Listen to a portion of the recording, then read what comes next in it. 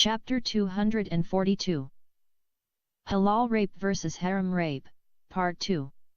Monday was the appointed day for the hearing of the complaint that had been submitted to the virtuous Maulana Abdul Mohsin Taha of the Sharia court by Mr. Osman Al-Taib. In his complaint, Mr. Osman Al-Taib sued his disobedient wife Mrs. Firdaus Ibrahim Mustafa Gabbar because she refused to acknowledge him as her lawful husband.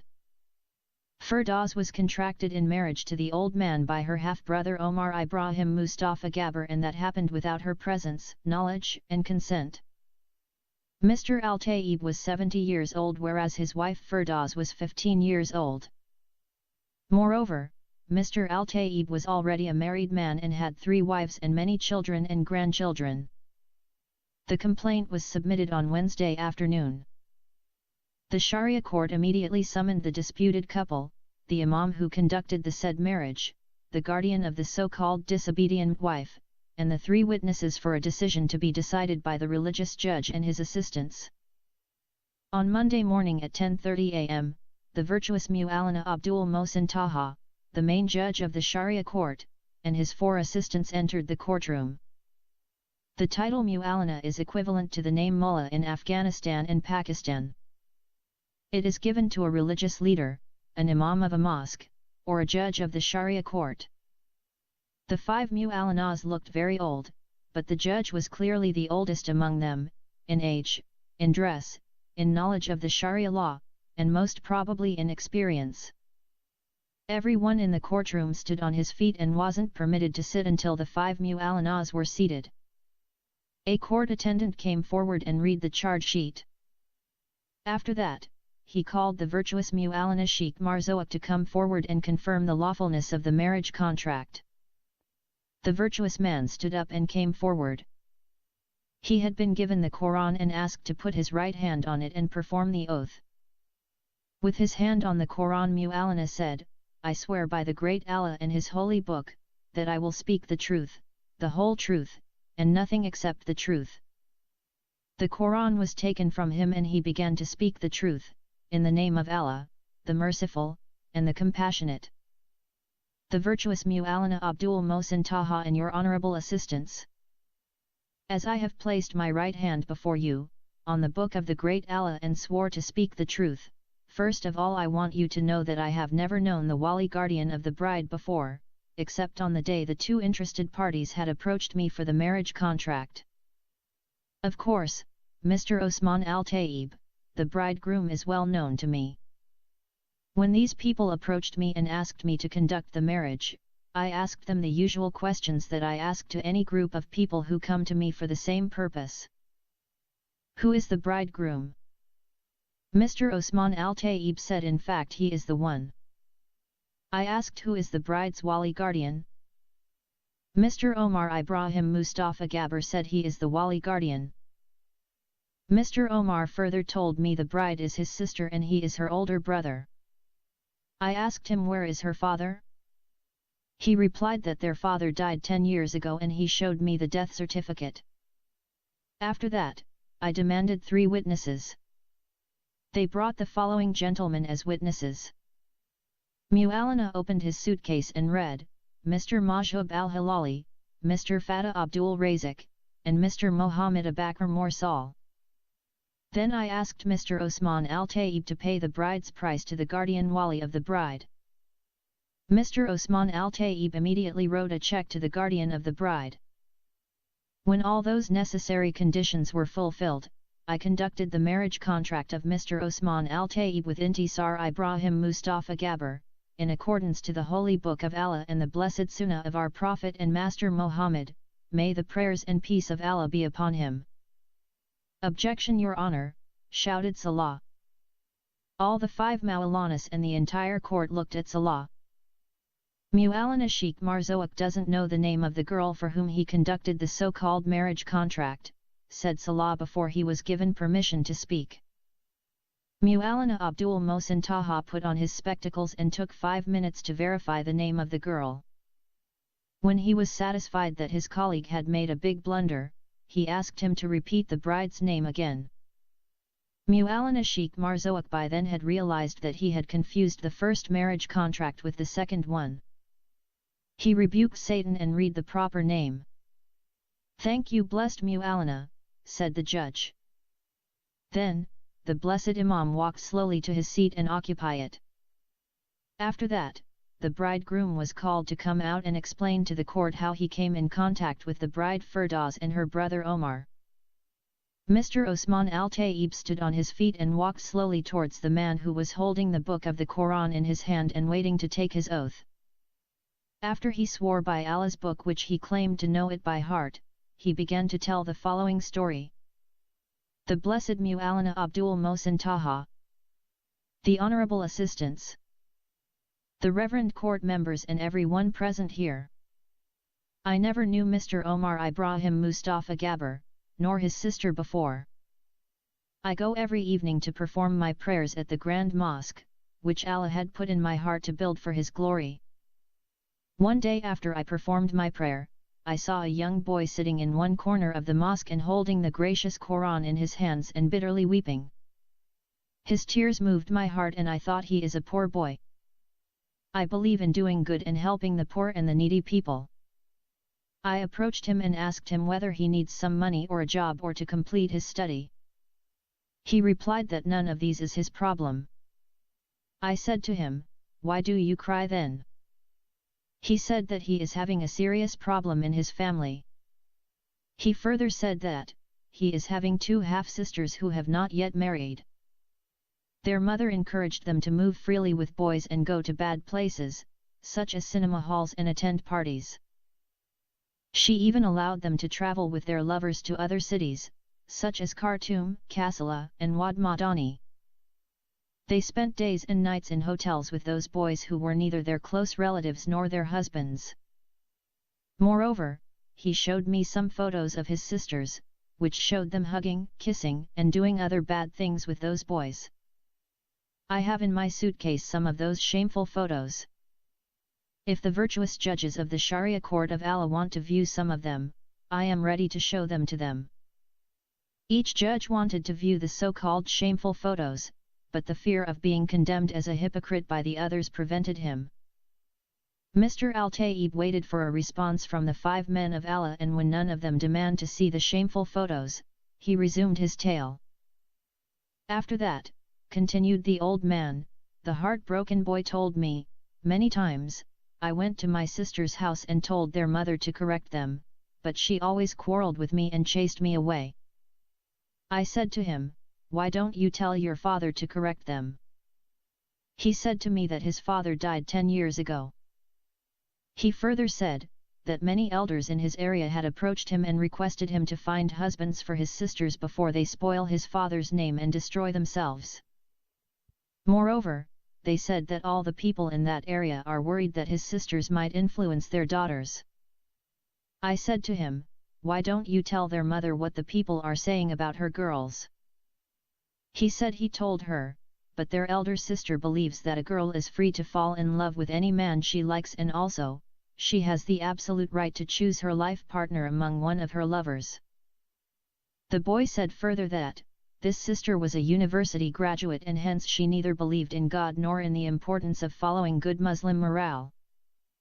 In addition, that sister believes a girl must practice premarital sex with her boyfriend so that she can know whether the two lovers are sexually compatible or not. The good boy also confided to me that that sister is a lesbian and have a female lover. For that reason she remained unmarried until she reached 25 years of age. Nevertheless, I said to him, even though I am a man of great wealth and influence, I find myself helpless in such a case. Even so, I advised him to look for men who may agree to marry his sisters. He said he has been looking for the past 2 years, but didn't find anyone. He also said that with the improper behaviors of his sisters, he wouldn't expect any family to agree for its son to marry one of his sisters. Then I said to him, although I have many sons, I don't think that any one of them will agree to marry one of your sisters. He said to me, "Uncle, why don't you help me?"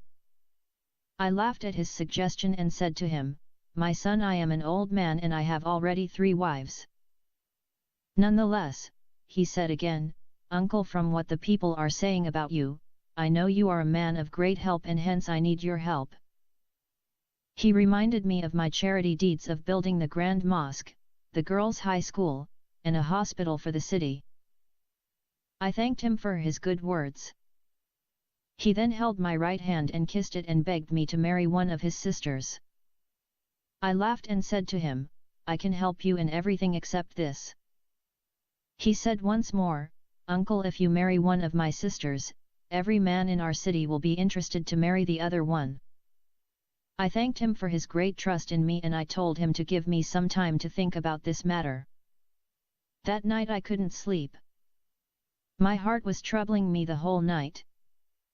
I said to myself, here is a good boy who wants to protect his sisters from falling into deeper disgrace, but nobody is ready to help him. If I don't help him, I will be as those elders who help only with their mouths. Therefore, I decided to marry one of his sisters. No matter whether she is beautiful or ugly, rich or poor, young or old, good or bad. When Mr. Osman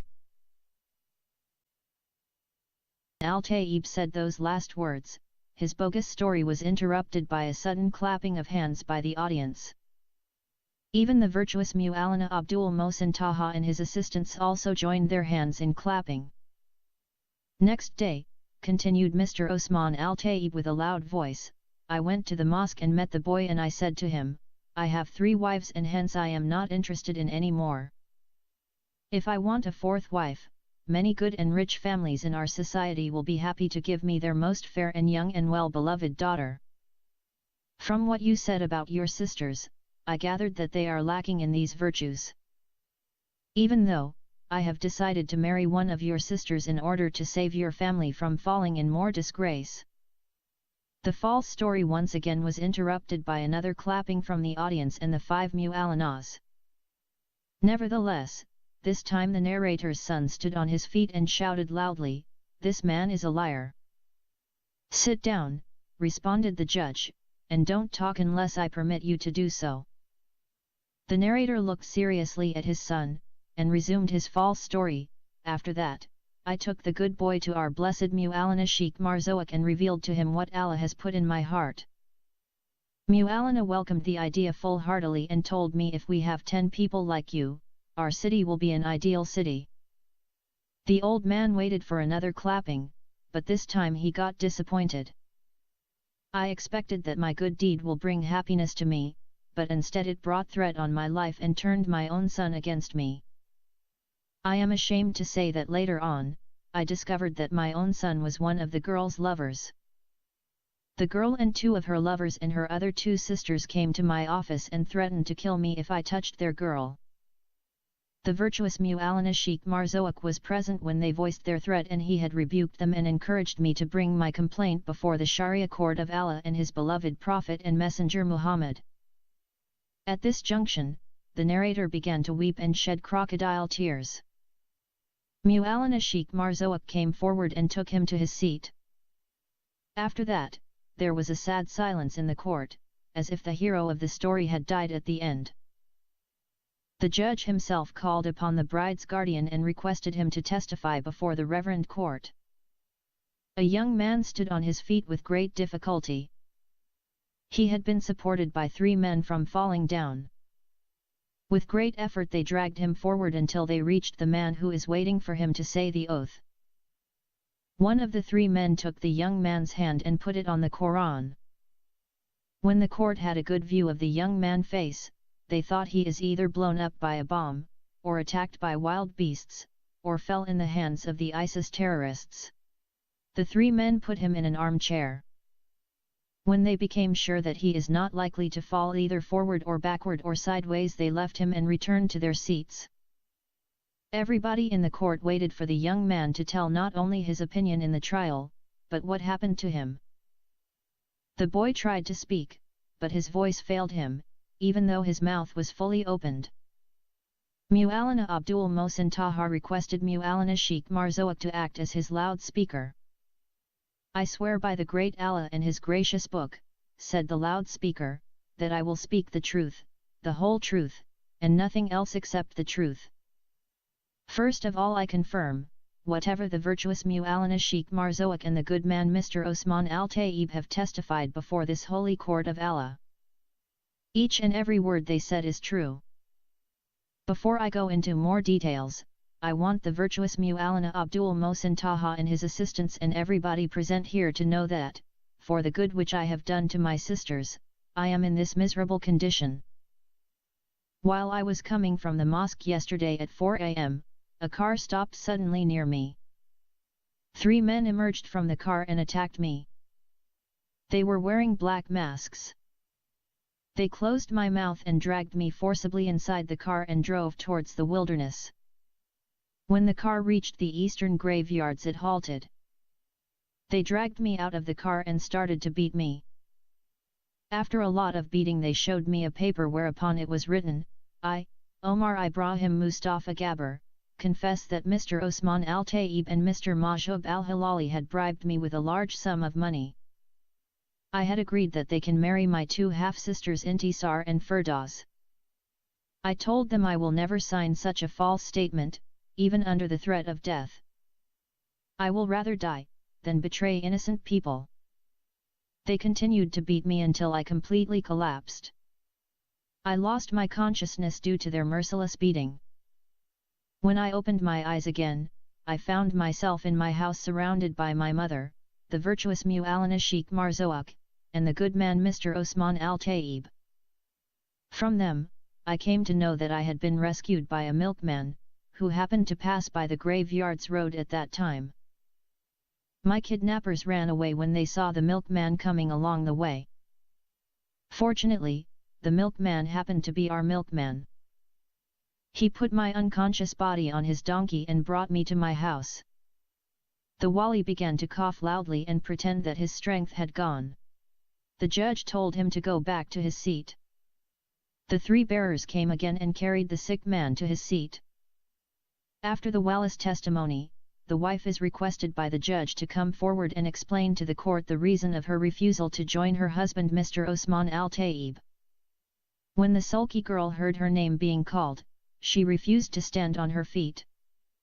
Frida tried, Intisar tried, Sami tried, Salah tried, but none of them is able to convince her to stand up. Salah whispered some words in her ears, which caused her to respond with a faint smile. Before the smile can die away, he took hold of her hand and made her to stand on her feet. Intisar took her other hand and led her forward. She also needed a loudspeaker, and hence the judge requested her sister Intisar to voice out her words. "Are you Firdaus Ibrahim Mustafa Gabber?" asked the judge. "Yes, I am," repeated Intisar loudly. "Have you been proposed to any man before Mr. Osman Al-Tayyib?" "Yes." "How many proposals did you receive?" "5 proposals." "Why did you reject all these proposals?" "Because I don't love those who proposed themselves to me." "So, you will accept the man whom you love?" "Yes." "Right now, do you have any lover?" "No." Reply. "Do you know that you are a married woman?" "I am not married to anybody." "Why are you refusing to join your husband Mr. Osman Al-Tayyib?" "Because he is not my husband and I don't love him." "Forget about love and tell me any other genuine reason." "I have told you that he is not my husband and I hate to see him." "Why do you hate him?" "Because he is a shameless old man." "How can he dare to marry me without my consent?" "Because he is an old man, that is why you refused him." "Yes, I refused him because he is a shameless old man." "How can he expect a girl of my age to marry him?" But the Prophet Muhammad, prayers and peace of Allah be upon him, had married Aisha, the daughter of his friend, Abu Bakr al-Siddiq, when he is 53 years old and she is half of your age. She didn't hate him or call him shameless old man. How do you know that she didn't hate him? "The curse of Allah and his angels be on you," shouted Mu'allana Abdul Mohsin Taha. "You are a bad and disobedient girl and also you don't have respect for your prophet," shouted another Mu'allana. "I swear by Allah, if you are my daughter, I would have cut your tongue," shouted the virtuous Mu'allana Sheikh Marzouk. You are truly in need of a man to chastise you, shouted yet another Mu'allana. Go back to your seat, shouted Mu'allana Abdul Mohsin Taha. Intisar hurriedly pulled her sister away, before one of the angry Mu'allanas will assault her and cut off her tongue. When the two sisters occupied their seats, the judge called out the three witnesses to come forward and confirm the marriage contract. Those three gentlemen that carried the wali to and fro came out and swore by Allah and His book, that they are present at the Grand Mosque when the marriage is conducted by Mu'allana Sheikh Marzouk and acted as witnesses on their own free will. When the court was satisfied concerning the lawfulness of the marriage contract, the judge stood on his feet and passed his judgment as follows. In the name of Allah, the Merciful and the Most Compassionate. Our gracious Prophet Mohammed, peace and prayers of Allah be upon him, said, Whosoever chastises his daughters and gives them in marriage, he enters paradise. Today we witnessed a case of a girl who lost her father when she was a child. Therefore, she did not receive the right upbringing from her childhood. Her mother couldn't show her the right way. At least she would have taught her to have respect for her Prophet, who never spoke in vain, but his words are a direct revelation from Allah. All of us have heard her blasphemous words against the Prophet and his beloved wife Aisha, who is the mother of the faithful. I seek refuge in Allah from such a satanic utterance. It is obvious such a girl needs a strong man to chastise her and bring her back to the right path of the blessed ancestors. I am glad that her brother Omar acted at the right time and brought to her such a blessed man as Mr. Osman al-Tayyib. I know it is not an easy decision for him to marry such a girl, but since Allah has put it in his large heart, He will assist him. As a Sharia court judge, I pass the obedience sentence on Firdaus Ibrahim Mustafa Gabbar, the lawful wife of Mr. Osman al-Tayyib. This Sharia court orders that the said wife has to be transferred by the law enforcement to the house of her husband so that he can consummate his marriage with her.